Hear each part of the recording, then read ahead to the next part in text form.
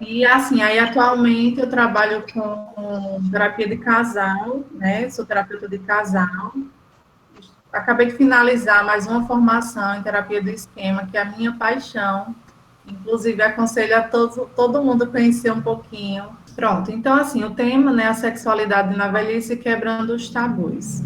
É um tema super pertinente, não se fala em sexualidade de uma forma tão aberta, muito menos na sexualidade do idoso. E aí a primeira pergunta eu já lanço para vocês. O que é sexualidade? A sexualidade, ela é muito, muito ampla. É algo muito complexo e, infelizmente, as pessoas reduzem ao sexo. Quando falam em sexualidade, só lembram do sexo. E aí, a sexualidade, quando a gente fala sobre ela, a gente está falando de gênero, está falando de identidade, está falando de afeto, de carinho, de troca, companheirismo, tudo. Tudo que você imaginar que se remete ao humano é sexualidade, né? E ela vem desde o ventre do bebezinho ali, desde o bebê dentro do ventre da mãe, né? A sexualidade ali já começa a ser desenvolvida e ela vai até a morte. Não tem essa história de a sexualidade para em determinada etapa da vida, ela vai até o fim da vida.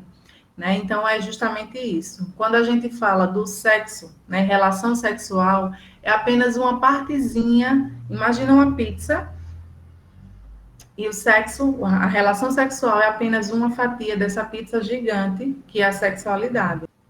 E aí tá, eu escolhi essa definição porque eu achei ela bem assim, completinha e super fácil de ser entendida, né? Sexualidade é essa necessidade que nós temos de receber, de expressar afeto, do contato, né? Que todas as pessoas têm, né? As sensações prazerosas e gostosas para cada um, ou seja, ela é muito individual. As sensações são muito particulares. O conceito da pessoa idosa mudou. O que a gente lembra, assim, quando fala em um velhinho, uma velhinha, uma pessoa idosa? A gente lembra de quê? O conceito da pessoa idosa mudou. Quando os nossos avós falam dos idosos antigos, eram diferentes. Era aquela velhinha que fazia o crochê, né? Aquele velhinho que se aposentava ali, só que, enfim, era a pessoa mais quietinha. Hoje a gente vê os idosos em tudo, né? Eu adoro viajar. E uma coisa que eu fico observando nas minhas viagens é essa coisa linda de um casal idoso viajando, né? Do casal idoso de mão dadas. Tudo isso é sexualidade, né? E a gente vê o idoso em qualquer lugar, na academia, né? Numa festa, no ciclismo, em todos os lugares eles estão. Então, se o conceito da pessoa idosa mudou, essa ideia de sexualidade restrita ao jovem também mudou. Quer dizer, na verdade, sempre foi para todos, mas a sociedade julgava que era somente para os jovens. E aí, o órgão mais importante na sexualidade é o cérebro. Quando a gente pensa na sexualidade, o cérebro ele precisa estar, digamos, em um bom estado, porque o que limita não são os órgãos sexuais, né? O que limita, de um modo geral, o modo da ativação da sexualidade é, por exemplo, o medo. Quando você fala em emoções, tudo vale, né? Mas, assim, na questão da sexualidade, o medo ele tem três grandes funções. Ele pode paralisar, ele pode fazer com que o indivíduo enfrente, né? Ou ele pode fazer com que o indivíduo fuja. E aí, no homem, a gente vê que geralmente o maior medo de um homem é não ter uma ereção.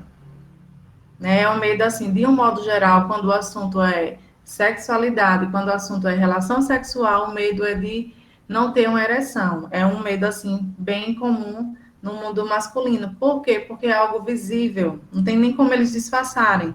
Diferente de nós mulheres, né? Se a gente não está muito afim, a gente pode até fingir, como muitas mulheres às vezes cedem, tem uma relação sexual e para ela pode dizer que tá bom ali ou não, o marido não vai saber, o parceiro não vai saber. Para o homem, não. A ereção é algo que é visível.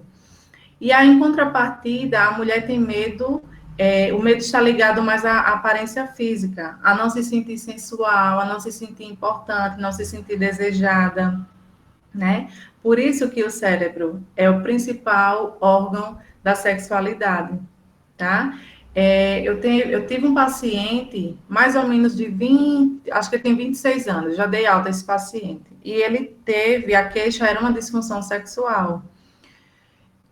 Qual a origem dessa disfunção? É. E aí, a queixa desse rapaz foi, ele estava viajando com a namorada, eles foram fazer um intercâmbio, e aí, nessa viagem, a menstruação da namorada não vinha, né? E ele começou a ficar com muito medo, porque eles jovens e não queria aquela gravidez naquele momento.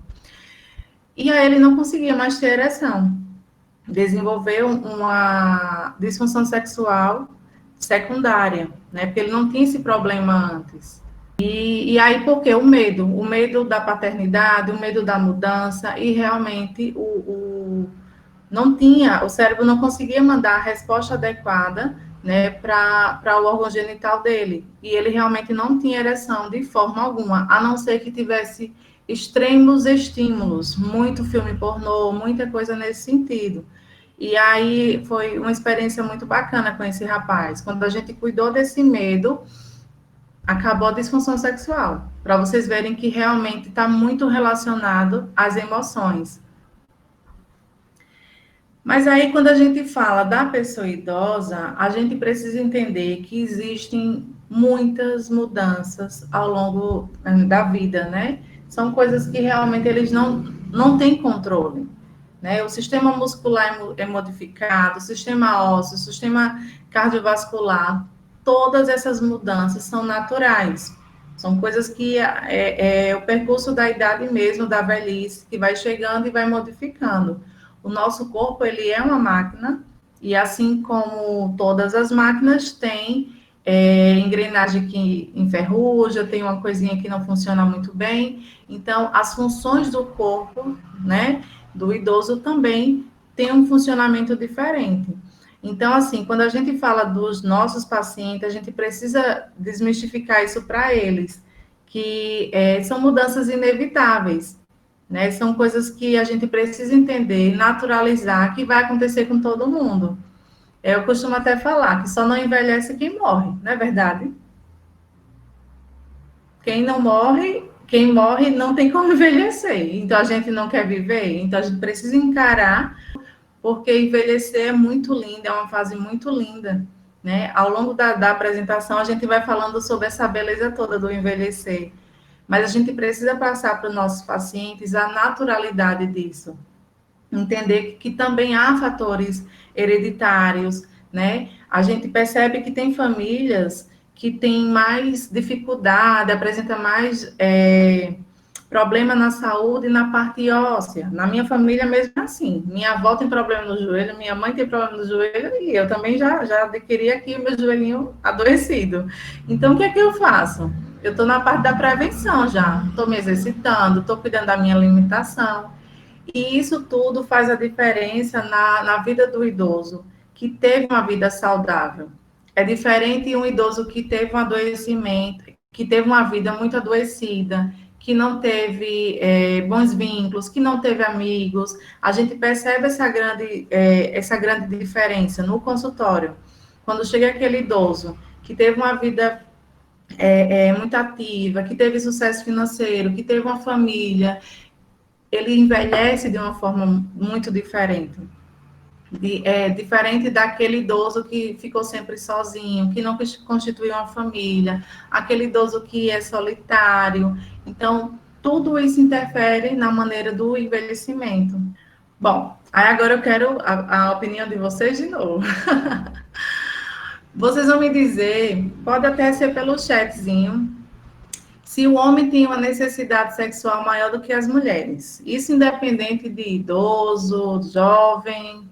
Luan já falou aqui que é mito. O que é que vocês acham? A gente vê muito isso, né? É isso mesmo, gente. É um grande mito, né? Parece absurdo. Ah, já que todo mundo sabe que é um mito. Sabe não, viu? Eu preciso o tempo todo estar psicoeducando os pacientes, principalmente quando chegam casais os homens que vêm com esse machismo todo, a gente precisa sempre estar psicoeducando esse pessoal aí que ainda tem essa mente bem fechadinha. Então, de fato, o desejo não tem nada a ver com gênero, de forma alguma. O que que acontece? Nós temos um código biológico, independente de ser homem ou mulher, nós temos um código biológico para o desejo. Digamos que faz parte da nossa genética, tá? E aí existem pessoas que têm esse código biológico com uma necessidade maior. Você pegar um grupo de mulheres e elas começarem a conversar, se você fazer até uma pesquisa com, sei lá, um grupo de 30 mulheres, algumas vai dizer que o desejo delas é que tivesse relação sexual todos os dias, 2 vezes por dia, 1 vez por semana, outras vai dizer que só 15 dias já está ótimo. E aí, no grupo de homens, a mesma coisa. Pode ser que eles não sejam tão sinceros, né? E vão dizer que a vontade é que tenham sempre, mas assim, se forem falar a verdade, terão aqueles que vão dizer: ah, não, por desejo mesmo, só por mim 1 vez por semana já tá bom. Então, assim, é mais uma questão de informação mesmo, esse código biológico que todos nós nascemos e que é particular de cada pessoa. No consultório, às vezes acontece o seguinte: chega um casal onde um tem um código biológico de muito desejo sexual e o outro de pouquíssimo desejo sexual. Aí veja que complicado, né? Esse casal tentar aí um consenso em relação ao que está gritante ali dentro deles. E aí vamos cuidar na terapia, mas só para vocês entenderem mesmo que não tem nada a ver com gênero. Mito ou verdade? A sexualidade é para jovens. Muito mito, né? Mito, mito, mito. A galera tá só dizendo mito, mito, mito. Sexualidade é questão de saúde, e saúde é importante para todos. Verdade, viu? A questão da performance, que é diferente. É também um problema que chega muito em consultório. Os idosos chegam lá com, sei lá, 67, 70 anos, querendo ter a performance de quando eles tinham 17 anos. Então, assim, são performances diferentes. Não é menos, não é mais, não é melhor, não é pior, são diferentes, né? A sexualidade é para todos, né? O ato sexual também é para todos, só que são performances diferentes. O que a gente percebe? Que a ativação das relações sexuais, elas ficam muito mais fáceis de ser sentidas mesmo, de ser elaboradas quando a pessoa tem um parceiro ou uma parceira. Então, assim, fica muito mais fácil. Por quê? O que a gente percebe também? Chega uma certa idade que acontece as perdas, né? Dos parceiros morrem, aí às vezes a pessoa perde o estímulo de se relacionar de novo, enfim. Então, fica muito mais fácil essa sexualidade aí dar continuação quando tem ali uma parceria, e uma parceria saudável, viu? Porque também, mesmo sendo idoso, se for um relacionamento abusivo, não tem como você despertar um desejo. A prática sexual por idosos é prejudicial à saúde, né? Claro, sim ou com certeza. Mito ou verdade? Falso, né? É um exercício, com certeza, Quitéria. É justamente ao contrário, né? A prática sexual é um benefício para a saúde, tanto física como mental do idoso. Do idoso, do jovem, do adulto, né? A prática da atividade sexual faz muito bem para muita coisa. Prejudicial é a negação da sexualidade. Verdade, Vanessa. Negar o que está ali gritante, né? O que é necessário, que é uma necessidade humana. E aí a gente vê que a prática sexual, ela ativa, inclusive, a melhora em dores, em queixas de dores. A gente sabe que idosos são poliqueixosos em relação a dores físicas, né? Até pela limitação que eu tinha falado lá, das mudanças do corpo, mas aí, olha, o sexo, ele reduz dor de cabeça, a prática sexual reduz dor de cabeça, reduz dores no corpo, melhora a autoestima, melhora a socialização, enfim, só são benefícios. E aí a gente vê os idosos ali, nossos avós, velhinho, quietinho, não precisa de mais ninguém, né? O vovô e a vovó não precisam de mais ninguém, tá tudo certo, só tem que mimar os netinhos e eles não precisam de parceiro. Isso é mito ou verdade, gente? De fato, estarmos bem com a gente mesmo é o ponto de partida em qualquer idade, né?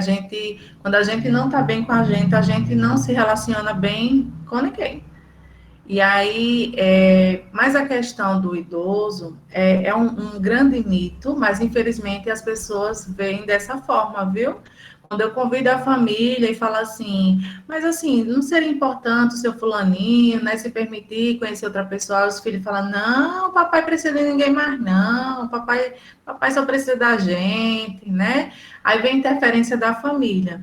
Só que, gente, não existe idade para o amor. Não existe. Em qualquer época, em qualquer tempo, sabe? Tem um caso que eu acompanhei lá no centro de reabilitação de uma senhorinha que ela vivia um relacionamento abusivo de quase 30 e poucos anos. Ela foi casada 2 vezes, os 2 relacionamentos foram abusivos. E o último, ela já tinha 10 anos que não tinha relação sexual. Além de ser um cara extremamente abusivo, ela não tinha mais relação sexual. E aí ela decidiu separar e tudo certo. Então, nessas idas a essas instituições que tem muitos idosos, aqui em Arapiraca, né? Quem é daqui sabe que tem a casa do velhinho, tem isso, tem aquilo, tem o forró dos velhos. Ela conheceu um senhorzinho lá no forró dos velhos. E aí, pronto, começou a paquerinha, a coisa mais linda do mundo, gente. Toda a sessão ela chegava encantada, porque ele comprava um refrigerante, dava para ela, ele comprava um lanche, dava para ela. Aquela paquerinha linda, linda de ver. E aí a gente foi estimulando e ela foi se permitindo tal. Aí teve fofinho, né, Alice? Aí teve o primeiro momento dele, né? A primeira relação sexual do casal. Ele tem 75, ele tinha 75 e ela 60 e pouco, não lembro agora ao certo. Só que para ela foi muito doloroso. Tinham mais de 10 anos que ela não tinha uma relação sexual. Daqui a pouco eu vou mostrar para vocês algumas das consequências que acontecem no corpo da mulher. E uma delas é a atrofia da vagina. Se não tem essa estimulação, né, sexual, a vagina atrofia, tem a lubrificação que diminui, tem muita coisa que muda. E aí para ela foi doloroso. Olha que dó. Depois de 10 anos, a tadinha teve um contato e foi doloroso. E aí, psicoeducação, gente. A gente fui lá, mostrei para ela que existiam lubrificantes, que tinha que investir mais na questão da sedução antes do coito. E foi lindo. Ele comprou o lubrificante para ela, deu de presente e deu tudo certo. A relação sexual fluiu do jeitinho deles, com as limitações deles, e foi lindo. Então, sim, eles precisam sim de uma parceria. Uma coisa super importante que a gente vê também é a forma do relacionamento que é diferente. Os relacionamentos de pessoas mais jovens, a gente busca aquela coisa intensa da paixão, né? Eu preciso estar muito apaixonado. Nessa fase, eles buscam mais parceria, mais companheirismo, sabe? É uma coisa mais genuína, mais linda de ver mesmo. É parceria que buscam, sabe? E aí, o último mito ou verdade que eu vou lançar para vocês é esse. As necessidades sexuais diminuem com a idade. Será? As necessidades sexuais diminuem com a idade é mito, porque as necessidades continuam as mesmas, não diminui de forma alguma. O que diminui, o que muda são as respostas sexuais. Eles têm o desejo, eles têm a vontade, mas a resposta sexual, ela realmente é mais lenta, né? Ela é mais lenta em relação a outras etapas da vida quando mais jovem, mas o desejo, tal qual, talvez até melhor, porque está ali desprendido de preocupações com trabalho, né, com criação de filhos, o desejo está ali intacto. O que muda realmente são as respostas por essas questões hormonais e tudo mais que a gente vai ver daqui a pouco. E aí eu vou trazer para vocês alguns desses elementos que Lara já antecipou, Sabrina também, né, que interferem na sexualidade. E aí eu trago para vocês algumas alterações que acontecem nas mulheres, né? a vagina diminui, há uma diminuição e lentificação na lubrificação vaginal, perda de elasticidade dos tecidos da vagina, perda da firmeza e do tamanho das mamas, aumento da libido, porque acontece de reduzir alguns hormônios femininos e ficar com mais hormônios masculinos. Então, assim, há muita alteração, principalmente a partir da menopausa. E aí, uma informação super importante que vocês precisam prestar atenção é que os primeiros 5 anos após a menopausa, a mulher pode fazer um tratamento incrível de reposição hormonal, que isso pode, assim, servir como algo preventivo para alguns anos posteriores. Muitas mulheres não sabem disso e acabam perdendo essa oportunidade. Por quê? Após os 5 anos, a reposição hormonal, ela precisa ser muito melhor avaliada, se vai valer a pena, porque as consequências são muito maiores do que os benefícios. Então, quem tiver aí a mamãe, né, a tia, a avó, vão comunicando. Mãe, entrou na menopausa, corre para ginecologista, porque vai avaliar se tem a necessidade. Não é que todas vão precisar, mas se tem a necessidade da reposição hormonal, tá? E aí é um dado super importante que vocês precisam realmente passar para as pacientes futuramente de vocês, para as mulheres da família de vocês, porque isso vai fazer muita diferença. E aí as alterações para os homens, né? Os homens começam a apresentar menor sensibilidade no pênis, a ereção fica muito mais lenta, a ejaculação fica retardada e com menor vigor, o orgasmo pode não ser tão intenso como alguns anos anteriores, o alargamento do período refratário, ou seja, entre um orgasmo e outro, eles podem demorar de 24 a 48 horas de um orgasmo, de uma ereção para outra, né? E aí, o que a gente vê em relação aos homens? A gente viu que para as mulheres, geralmente, reposição hormonal resolve muita coisa, né? E os homens recorrem ao quê? Facilitadores de ereção, né? Os famosos Viagras, os azulzinho, né? Tem vários nomes aí, farmacêutico falando, mas esses facilitadores de ereção ganham espaço nesse momento. O que acontece?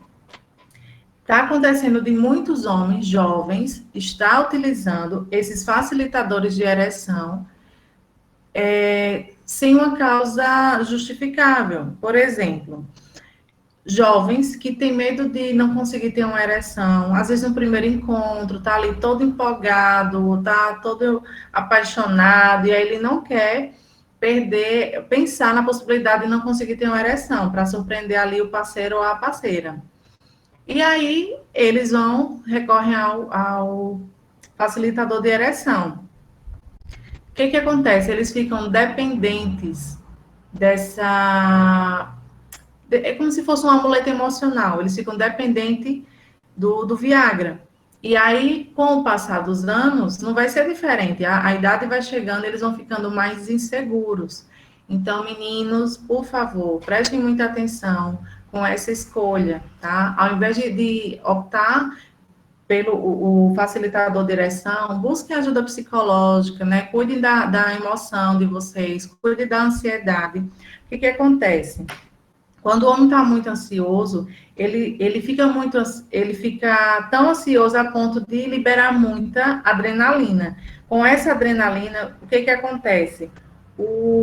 Acontece uma vasoconstrição da questão sanguínea. Então, se não vai sangue lá para o pênis, não vai sangue para o órgão genital, não tem ereção. Então, veja, ansiedade, adrenalina, não manda. Lembra do cérebro, que é o órgão mais importante?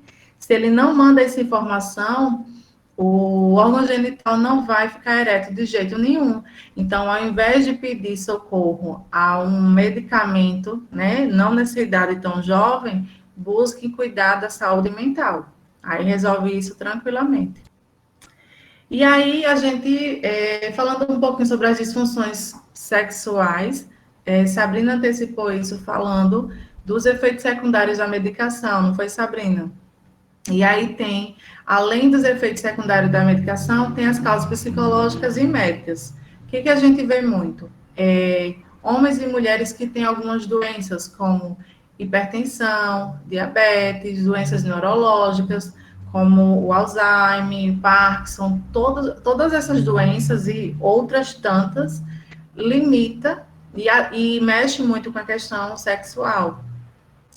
As causas psicológicas, a gente vê muito pessoas com depressão, com crise de pânico, ansiedade, também sofrem uma relação direta no desenvolvimento dessas disfunções. Em relação às medicações, a gente vê os psicotrópicos, antidepressivos, os hipertensivos, todos esses remédios para pressão alta, diabetes, todos interferem de alguma forma na libido, né? Então, assim, essas causas podem desenvolver essas disfunções sexuais, tanto feminina quanto masculina. Então, tem que ter a casadinha. Os homens procuram o urologista, que é o médico, né, da saúde masculina, e a mulher, a ginecologista, atrelado à psicoterapia. E aí eu trouxe a disfunção sexual mais comum. Existem várias, disfunção sexual masculina mais comum. Tem várias mesmo, mas eu trouxe a mais comum que a erétil, né? Nessa fase aí da terceira idade, né? A gente vê a disfunção erétil como uma causa mais falada, que eles se queixam. E aí existe 3 tipos de disfunção erétil. A primária, que é quando o homem nunca conseguiu ter uma ereção, desde as suas primeiras tentativas, nunca conseguiu. A secundária é quando ele tinha, sim, uma vida sexual maravilhosa, tinha a ereção tranquila e ele adquiriu depois, seja por questões de doença, uso de medicamento, e tem a circunstancial ou situacional, que é justamente nesses casos de picos de ansiedade. Então, são situações que ele tem a disfunção. Então, independente do tipo, se primário, secundário ou situacional, são tratáveis, tá? Os homens procuram o urologista e psicoterapia. E nós, meninas, né, disfunções sexuais também existem várias. Eu trouxe as 3 principais em relação aos idosos, que é a dispareunia, que é o coito doloroso, né, quando o homem dá a penetração ali, é doloroso. A dispareunia, ela pode também ser primária, sempre foi dolorido, ou também secundária, principalmente como o caso da minha paciente. Ela não tinha dispareunia, mas 10 anos sem ter relação sexual, um relacionamento abusivo. Quando ela teve, machucou, doeu, porque realmente não tinha uma vida sexual ativa, né? Uma outra disfunção é a perda do desejo sexual, que também é mais uma questão emocional. Essa disfunção sexual da perda do desejo, ela está muito mais relacionada a fatores psicológicos, né? Pessoas de relacionamento abusivo, mulheres que sofreram várias traições, mulheres que foram abusadas. Então, assim, o desejo sexual, ele dá uma caída muito abrupta, mas também é tratável com psicoterapia. E a incontinência urinária. Pois é, gente, imagina, com o passar dos anos, a nossa bexiga tende a ficar mais baixa. Então, no ato sexual, a mulher tende a soltar a urina. E aí é muito constrangedor. Imagina, né, um momento de tanto envolvimento, tanta conexão, que é o ato sexual, a mulher soltando ali urina. Então, é muito constrangedor. E muitas vezes elas evitam se relacionar, elas evitam ter relações sexuais para não passar esse constrangimento da incontinência urinária.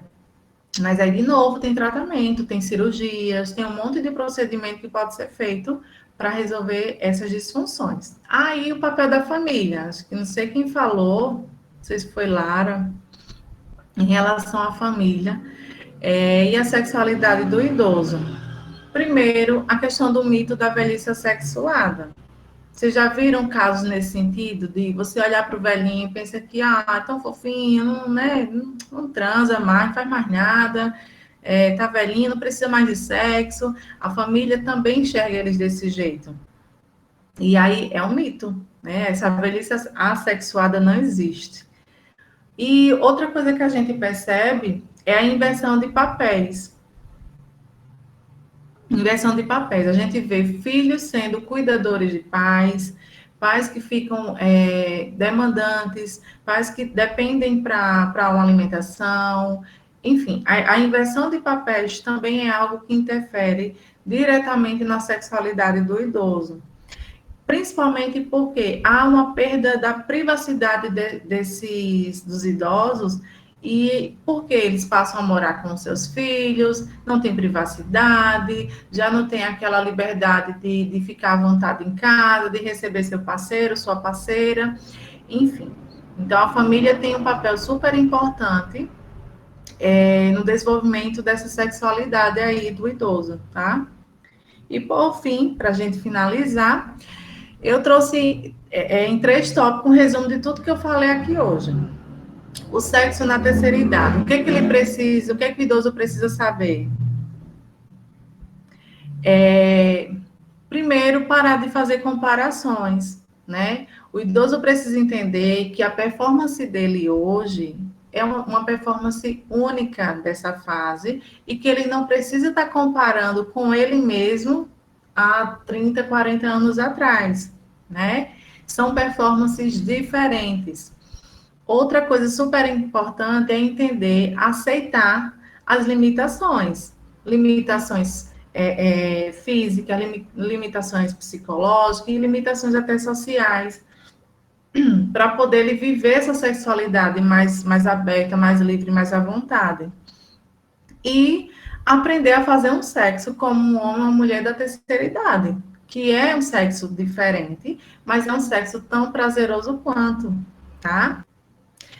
Estão aí algumas das referências bibliográficas, eu não coloquei toda para não ficar cheio.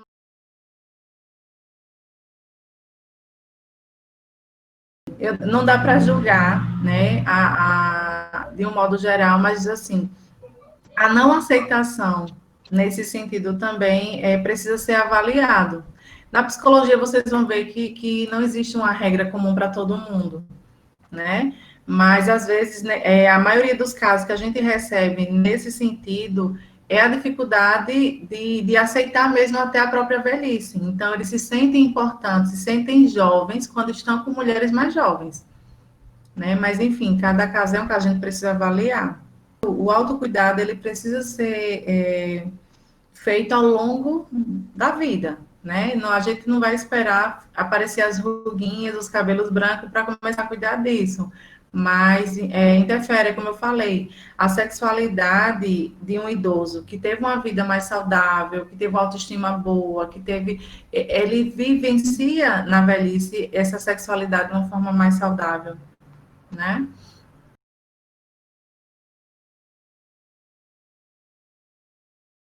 A gente trabalha muito com psicoeducação, né? Quando eu trabalhei por 7 anos no centro de reabilitação física, como eu falei no início, então lá a gente fazia muita sala de espera, muita sala de espera, que são essas mini palestras que a gente, né, faz na unidade, para tentar atingir o máximo de pessoas. Inclusive, é porque assim, quando eu recebi o convite, eu pensei, meu Deus, o que é que eu vou falar de mais importante, porque quando fala em sexualidade é muito amplo. Eu tentei aqui trazer os pontos principais, mas assim, tem uma coisa que eu não coloquei nos slides, que são as doenças sexualmente transmissíveis. Tem aumentado muito o número de idosos que estão se contaminando, porque estão se sentindo livres, né? Agora eu posso tudo mesmo. E essa questão também da pergunta que fizeram em relação às pessoas mais jovens. Então, não estão usando o preservativo, não estão se cuidando, né? Então, assim, uma das coisas que o psicólogo pode fazer são essas palestras, são as salas de espera que a gente chama, as unidades de saúde, falando sobre todos esses temas. A gente percebe que alguns ficam até envergonhados, sabe? Meu, por fora, querendo não ouvir, eles não querem ouvir, mas a gente vai levando informação. E no consultório, a gente faz uma psicoeducação, que é isso que eu fiz com vocês. Eu preparo o material, só que com uma linguagem ainda mais fácil, mais compreensiva, e eu apresento para eles, mostro vídeos, enfim, tem questionário, tem muita coisa que pode ser trabalhado na nossa prática.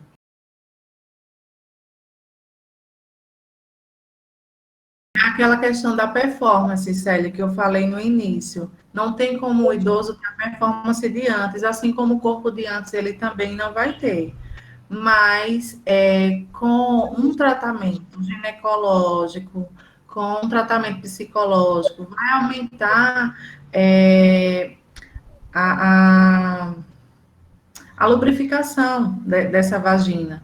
E aí, biologicamente, a gente sabe que ela é elástica, né? Então, com o estímulo, com relações sexuais mais constantes, com a lubrificação, a gente não vai ter aquela vagina de 17 anos, mas vai ter uma vagina mais maleável, né? Menos dolorosa. Tá, Célio? Dá para fazer, sim, muita coisa bacana. É só buscarem ajuda. O problema que eu vejo é que os idosos não vão para o médico. Não vão, eles só vão buscar, assim, nesse quesito, sexualidade. Eles vão para um ortopedista, porque está doendo, né? E eles têm vergonha de admitir que tem algum problema. Os idosos se sentem envergonhados em falar sobre sua sexualidade. Foi o John, né, que perguntou. Sentem, John. Alguns não, viu? Alguns estão. Alguém falou aí do meu avô, é bem tranquilo. Acho que foi a Andressa, né? Alguns não, mas de um modo geral eles se sentem envergonhados, porque não se fala sobre sexualidade, como a gente está falando hoje, não se fala, é uma coisa que as pessoas acham engraçado, ficam rindo, vou falar sobre sexualidade, e começam a rir, sabe, parece que é proibido, é uma coisa ainda que ainda tem muitos tabus. E aí, assim, quando a gente fala de DSTs, infelizmente tem aumentado muito nos idosos, mas assim, nos jovens também. Já teve uma época que, assim, todo mundo temia as doenças sexualmente transmissíveis. Agora os jovens parece que estão imunes, não acontece nada demais, né? Então, é com certeza uma questão de saúde pública. A gente precisa continuar falando sobre isso. Inclusive, eu quero parabenizar, né, a quem pensou nesse tema. E é importante vocês falarem também mais nas redes sociais de vocês. Enfim, a gente não pode parar só nessa sala. Nós que somos profissionais da saúde, a gente não pode ficar com essa informação só para a gente. É um dever do psicólogo também, né, divulgar essas informações importantes.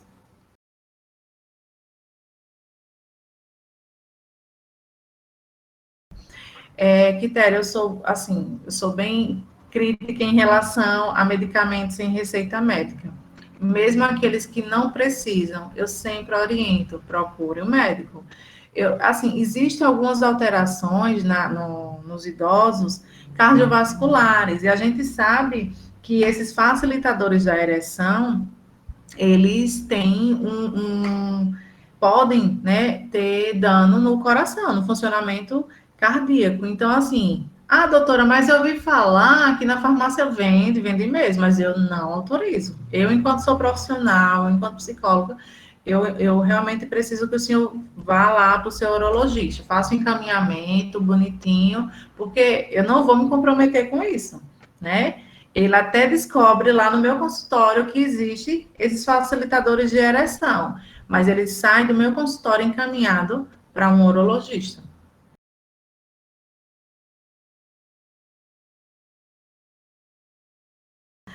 A gente costuma falar, acho que minha mãe não transa, acho que meu avô não transa, né? É estranho. Mas, por exemplo, nesse curso que eu fui lá em Belo Horizonte, foi assim, incrível mesmo. E aí eu fui visitar uma lojinha que tinha de produtos sexuais, produtos eróticos, né? E aí trouxe para todas as minhas pacientes uns vibradorzinhos.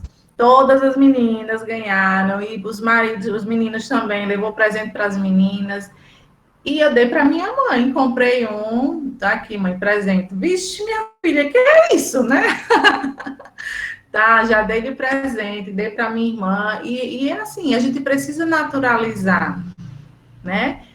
Para facilitar mesmo a compreensão de que a sexualidade é algo que precisa ser falado com mais naturalidade. Não é verdade, gente?